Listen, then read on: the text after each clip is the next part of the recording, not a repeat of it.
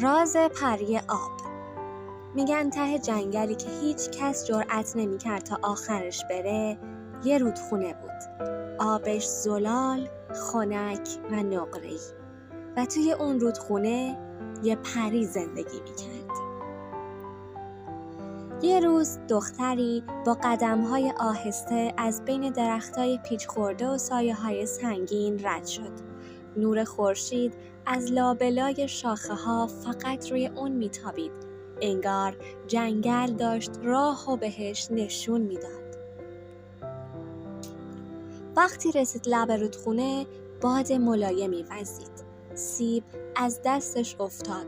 قل خورد روی سنگ‌ها و همونجا کنار آب ایستاد. دختر روی سنگی کنار رود نشست. نه حرفی زد، نه عجله‌ای داشت. فقط سیبو گذاشت کنار آب و گفت حالت چطوره؟ آب کمی موج برداشت. انگار پری داشت گوش میداد. اما خودی نشون نداد. فقط گوش کرد. دختر بلند شد و رفت. روز دوم این بار دختر سیب و محکم توی دستش گرفت. لب آب نشست و گفت اینجا رو خیلی دوست دارم.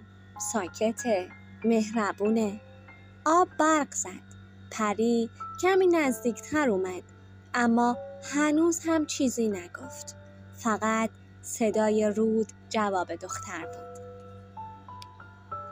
روز سوم دختر با 2 سیب اومد. یکی برای خودش، یکی برای پری. دختر با لبخند گفت فکر کردم شاید دلت بخواد با هم بخوریم. اگه نمیخوای اشکال نداره. شروع کرد به گاز زدن سیب خودش. سیب دوم همونطور لب آب موند. پری نزدیکتر شد. فقط چند سانتیمتر. ولی هنوز ساکت بود. روز پنجم رسید. دختر آهسته تر از همیشه رسیده بود. انگار پاهاش خسته بودن. لب رود نشست. سیب قرمزشو روی زانو گذاشت و به آب زل زد. دختر گفت امروز خیلی خستم. فکر کردم شاید اینجا هنوز هم منو میفهمه. آب کمی موج برداشت. پری پشت صخره پنهون بود. نفسش سنگین شده بود. شبیه حس کسی که داره شنیده میشه بعد سالها. دختر نگاهش به رود بود. میدونی چیه؟ من آدم زیادیم. زیادی حرف میزنم، زیادی سکوت میکنم، زیادی احساس میکنم. برای اونا زیادیم. اما اینجا کنار تو خودمم. نه قضاوتی، نه عجله‌ای. لحظه‌ای مکث کرد. سیبو توی آب گذاشت.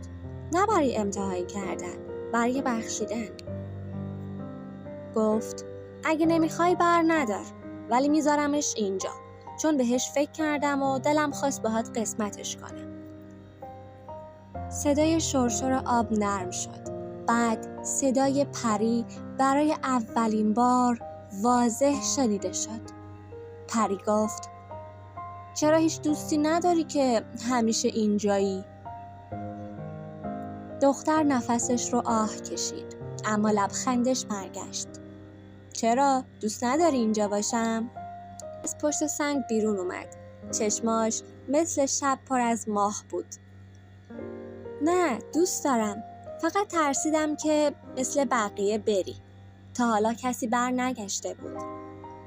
دختر فقط گفت من برگشتم و فردا هم میام. چند روز بعد ماه کامل بود. دختر مثل هر روز دوباره اومده بود. این بار با چای توی یه فلاسک کوچیک و یه سیب که کمی له شده بود، اما هنوز بوی شیرینش توی هوا بود. پری نزدیکتر از همیشه نشسته بود. پاهاش تو آب، موهاش مثل تارهای مه دور تنش پیچیده شده بودن. دختر با خستگی گفت امشب همه خوابن، من بیدارم. چون فقط اینجا، فقط کنار تو دلم آروم میشه. پری برای لحظه سکوت کرد. بعد آروم گفت اگه رازمو بگم هنوز میمونی؟ دختر گفت تو راز داری؟ همه دارن، ولی من اهل موندنم، نه قضاوت. پری لبخند زد، یه لبخند غم زده. بعد بلند شد، رفت وسط رود و با دستاش آبو لمس کرد. گفت این رودخونه یه زمانی زندگی میداد. آبش از دل کوه می اومد و به دل زمین جون میداد. اما آدم‌ها ترسیدن، تهمت زدن، آتیش زدن. منو دیدن و فکر کردن بلا هستم. یه روز منو فریاد زدن با چوب، سنگ، آتیش و من برای اولین بار قهر کردم. آب کم کم خاکستری شد، سنگ‌ها لرزیدن. با قلبم راه آبو بستم، نه که خشک بشه، نه، ولی دیگه نتونه به روستا برسه، دیگه نتونه لب تشنه‌شونو سیر کنه. اون همه بدی باید جوابی میگرفت. دختر چیزی نگفت، فقط چای رو جلوش گرفت و بعد از لحظه سکوت آروم گفت ولی من کاری نکردم، من فقط اومدم چون دلم یه گوش میخواست. اگه قراره چیزی رو جون بدی بذار اول از من شروع بشه. اگه باید ببخشی فقط برای یه نفر امتحان کن.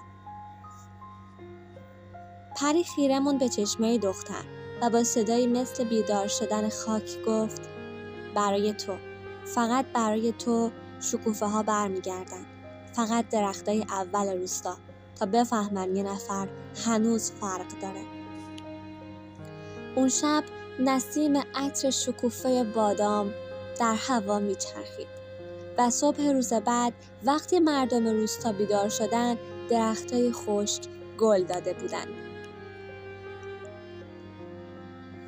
زنها با تعجب به شاخه ها دست می زدن، پیرمردها زیر لب ورد می خوندن و بچه ها می دویدن و می خندیدن.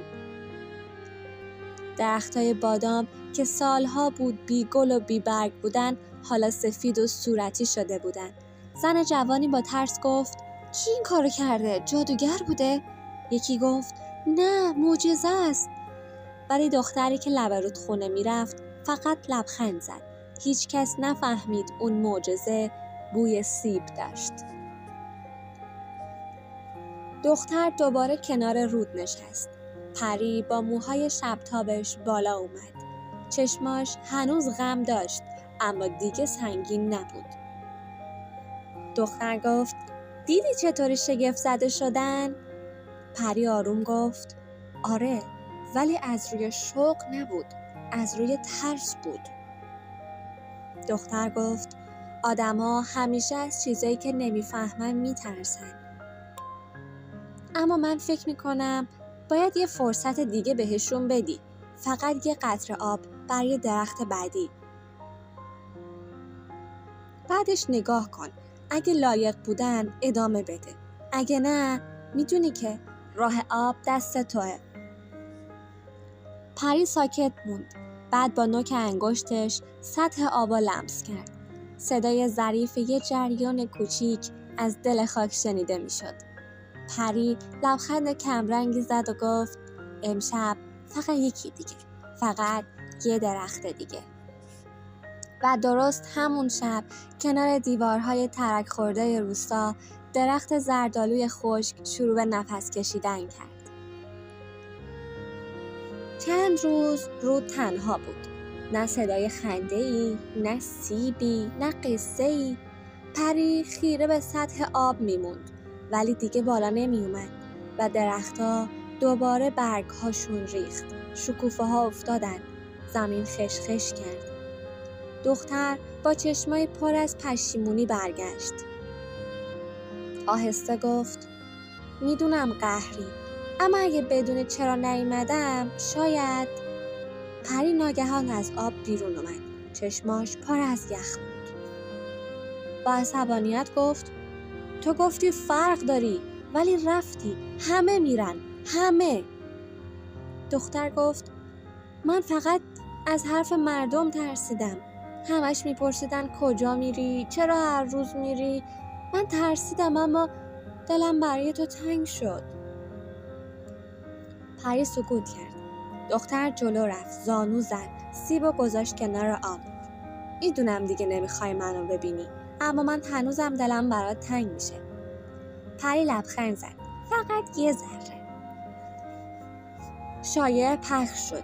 یکی گفت شکوفه ها با آمدن اون دختر برگشتن. یکی گفت دیدمش کنار رود با موجودی حرف میزد. یکی گفت شاید جادوگره، شاید قربونی پریه. تا اینکه شب نحس رسید. مردم با مشعل و فریاد دختر رو دنبال کردن تا لب رود. میگفتن باید خونشو بدیم تا آب دوباره بیاد. پیرمردی فریاد زد اگه آب میخوایم باید اونو بدیم به پری. دختر عقب رفت. صداها دور سرش چرخیدن و پری از دل آب بالا اومد مثل یه طوفان. چشمای پری رنگ آسمون در حال مرگ بود. آب مثل دیوونه ها میخورید. زمین زیر پا میلرزید. پری با صدای کوه مانند گفت شما که فقط بلدید بسوزونید، بترسونید، تهمت بزنید، میخواستید قلب منو با خون اونی که نجاتتون داد بخرید؟ آب مثل شلاق به اطراف پاشید. درخت‌ها شکسته شدن. آدم‌ها جیغ زدن و تبدیل به خاک شدن. همونطور که دل رودو خاکستری کرده بودن. فقط دختر مونده بود با چشمای وحشت زده و قلبی که هنوز میتپید. پری جلو اومد. آب بالا اومد تا زیر چونه دختر. پری آروم گفت تو فرق داشتی، اما حالا باید بیای جایی که دیگه درد نباشه. و قطره قطره آب دور دختر پیچید و وقتی آخرین نفسش رو کشید لبخند زد. وقتی چشم باز کرد نور آبی و نقره‌ای بود و همه چیز سبک. پری کنار آب نشسته بود و شاخه سیب گلی توی دستش بود. به سرزمین من خوش اومدی، جایی که هیچ کس تو رو نمیترسونه.